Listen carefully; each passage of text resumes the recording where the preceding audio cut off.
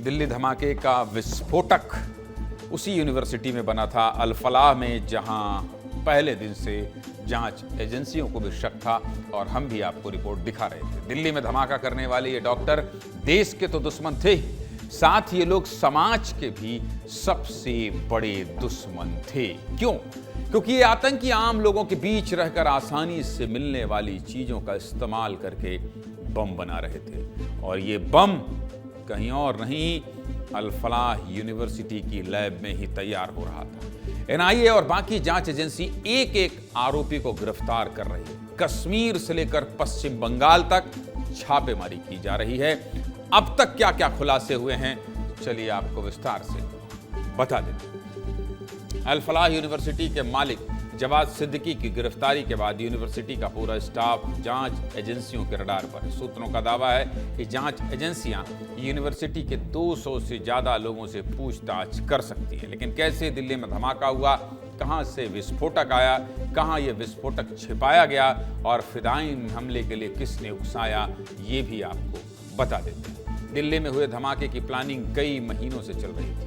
अल Falah university के कमरा number 13 में ये प्लानिंग की जा रही थी। डॉक्टर उमर वीडियो बनाकर फिदायीन हमले के लिए नेटवर्क बना रहा था। ये सब प्लानिंग विश्वविद्यालय में चल रही थी, सोचिए आप। और इस साजिश में उसका साथ लखनऊ की डॉक्टर शाहीन और पुलवामा का डॉक्टर मुजम्मिल शकील दे रहा था। सूत्रों ने बताया कि पाकिस्तानी आतंकी संगठन जैश ए मोहम्मद के हैंडलर हंजुल्ला ने डॉक्टर मुजम्मिल शकील को बम बनाने के 40 से ज़्यादा वीडियो भेजे थे और कम समय में बम बनाने की तकनीक भी सिखाई थी।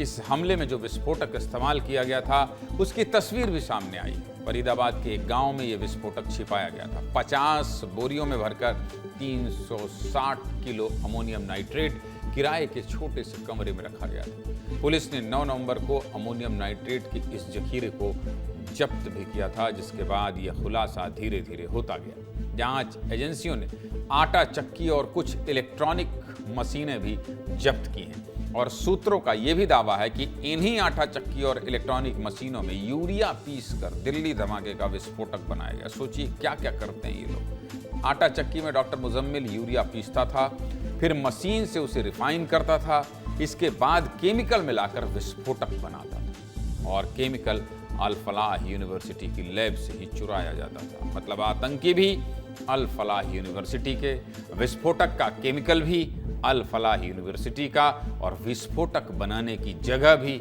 अल फलाह यूनिवर्सिटी की। यानी कि दिल्ली धमाके की पूरी स्क्रिप्ट इसी अल फलाह यूनिवर्सिटी में ही लिखी गई थी। एक तरफ आरोपियों की गिरफ्तारी हो रही है तो दूसरी तरफ इस मामले में राजनीति भी चरम पर है। सरकार और विपक्ष क्या कह रहे हैं, सुनिए। देखिए, मैं मानता हूं कि जो यूनिवर्सिटी के कैंपसेस हैं वहां पर पढ़ाई होती है, होनी चाहिए। अब अगर पढ़ाई के कैंपस जो है वो आतंकवाद का जो है वो अड्डा बन जाए, पढ़ाई का अखाड़ा और आतंकवाद का अड्डा जो है वो एक जैसा दिखाई पड़े, तो ये अपने आप में जो है वो कोई भी देश जो है वो उसे ना नजरअंदाज कर सकता है ना स्वीकार कर सकता है। अगर दिल्ली में नहीं फट रहा है तो यहाँ पे फट रहा है। आखिरकार हम तो चाहते हैं कि कभी ना कभी ये सिलसिला रुके।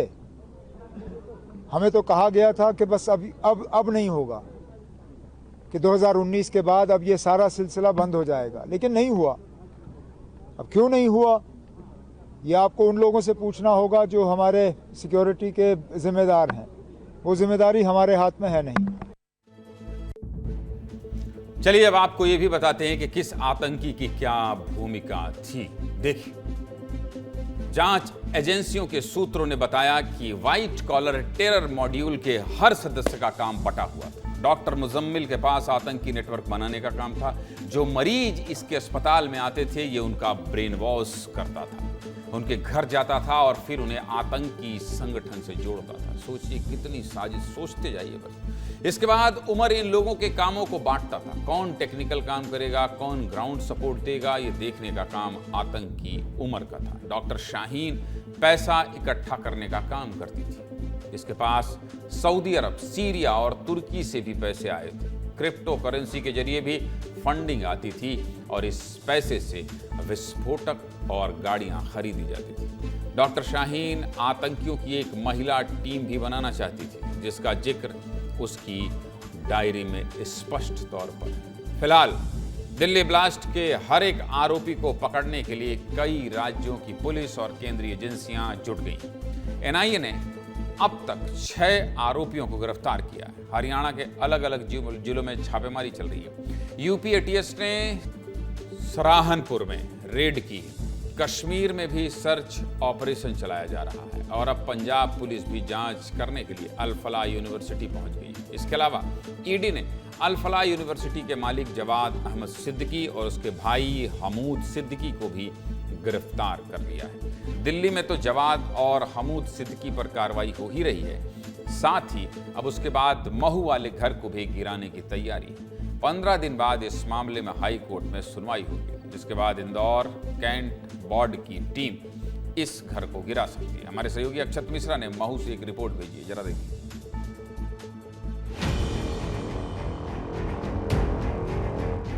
इस वक्त ये इमारत देख रहे हैं, ये जवाद अहमद की है। वो जवाद अहमद जिसकी यूनिवर्सिटी अल फलाह यूनिवर्सिटी का कनेक्शन अब महू तक आ पहुंचा है।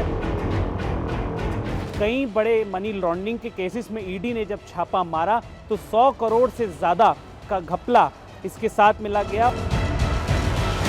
मकान को तोड़ने के लिए प्रशासन ने नोटिस चस्पा कर दिया है। पूरा मकान ही अनाधिकृत निर्माण है, तो काफ़ी समय से जब ये घटना के बाद में फाइल का संज्ञान आया तो पता लगा कि कार्रवाई पूर्ण हो चुकी है, तो उसको तोड़ने के लिए नोटिस जारी किया गया।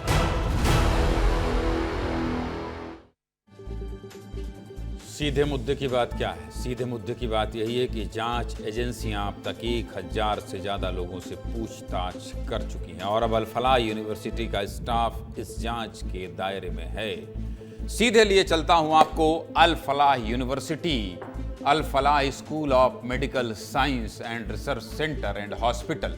इसको लिखना ये चाहिए, बहुत अच्छा फ्रेम बनवाया है आपने अमृत जी। इसमें लिखना ये चाहिए अल फलाह स्कूल ऑफ आतंकिस्तान एंड अंग्रेजी में क्या होगा, आतंकी बनाने वाली फैक्ट्री। इसमें लिखना ये चाहिए। इसको गलत लिख दिया है medical science and research centre. ये रिसर्च सेंटर तो था, लेकिन ये आतंकियों का रिसर्च सेंटर था, जहां देखिए कैसे बम बनाया जा रहा था। अमृत। ज्ञानेंद्र जी, बिल्कुल आपने बहुत ही सही इसका तर्जुमा किया है, क्योंकि अगर इसके इतिहास में भी जाएंगे तो इस यूनिवर्सिटी का टेरर लिंक सामने आता है। 2008 में अहमदाबाद में सीरियल ब्लास्ट होता है और उसमें जो मुख्य आरोपी होते हैं शादाब मिर्ज़ा बेग, उसका भी लिंक इसी यूनिवर्सिटी से है। इस यूनिवर्सिटी के इंजीनियरिंग कॉलेज से वो पढ़ा हुआ था और वो इस टेरर एपिसोड में उसका जो है नाम सामने आया था। उसके बाद से लगातार अब जो एजेंसियां जो है खंगाल रही हैं, वो तो देख ही रहे हैं, देश के अलग अलग हिस्सों में यहाँ पे जो है पुलिस का आना जाना लगा हुआ है।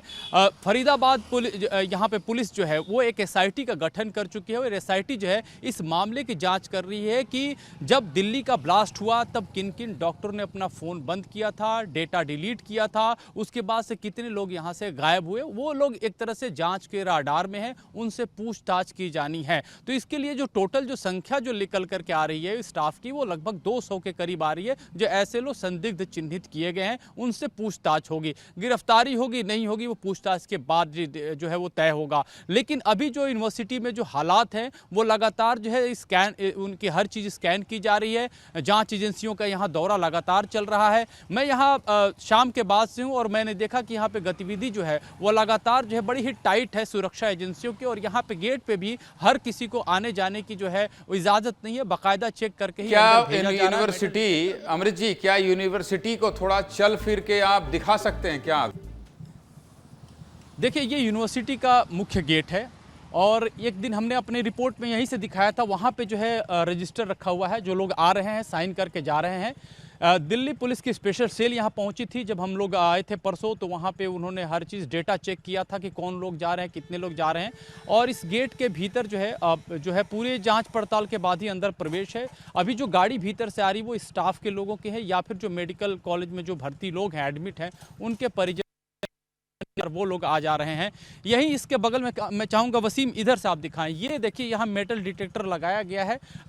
दिन के दौरान जो है यदि भीड़ बढ़ती है तो कौन क्या सामान ले जा रहा है, ये सारे जो सुरक्षा बंदोबस्त है, देखिए ये अभी एक हफ्ते पहले तक इस तरह की व्यवस्था यहाँ पे नहीं थी और ये अभी जो है यहाँ पे आकर के ये लगा दिया गया है। और अभी देखिए वहाँ डिक्की खुलवा के चेक किया जा रहा है कि जो है गाड़ी आ रही है उसकी डिक्की खोल दी गई है। वहाँ देखा जा रहा है कि यहाँ से यूनिवर्सिटी से क्या जा रहा है क्या नहीं जा रहा है। तो अभी तो हालात ऐसे है अल फलाह यूनिवर्सिटी की कि एक एक चीज़ की जो है वो जाँच की जा रही है। बहुत बहुत धन्यवाद ये पूरी खबर हम तक पहुँचाने के लिए अमृत जी।